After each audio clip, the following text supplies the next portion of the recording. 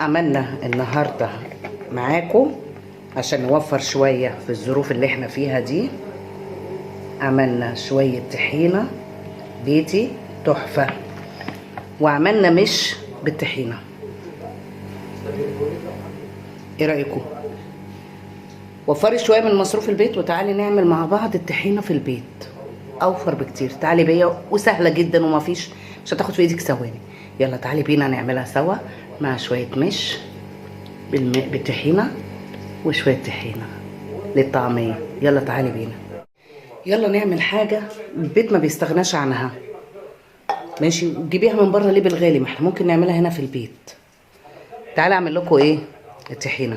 كوبايه سمسم، بس هطحنها الاول، هنعمها عشان تبقى سهله عليا وانا بخلطها مع بقيه المكونات، لان هي الحاجه غاليه جدا بره، فاحنا اتعودت معاكم ان انا اعمل كل حاجه في البيت.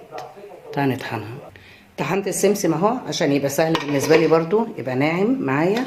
هحطه هنا، والسمسم يكون ابيض عشان الطحينه تبقى فاتحه وحلوه كده، بيضه مش غامقه.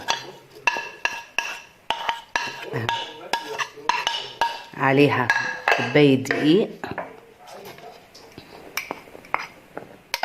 وعليها زيها كوبايه زيت. يبقى احنا عملناها ازاي؟ كوبايه دقيق، كوبايه سمسم مطحونه يستحسن عشان تسهل عليك الضرب، وكوبايه دقيق. زيت، سمسم، دقيق بس. ادي الطحينه اللي احنا بنجيبها بره كيلو دلوقتي منها معرفش ب 200 ولا بكام. اخر مره جبتها كان لا كيلو غالي. تعالي بقى اوريكم عملناها ازاي، لان انا ما جبت سمسم غالي برضو. تعالى بقى نطحنها. بصوا الطحينه، ادي الطحينه اللي احنا بنقول عليها وبنجيبها من بره بالغالي اهو. ادي الطحينه، ولا انك تجيبيها من بره بالغالي واعمليها في البيت ووفري شويه في الظروف اللي احنا فيها دي. اهو طحينه ولا مش طحينه، تحط على المش، تحط على الفول، تعملي طحينه.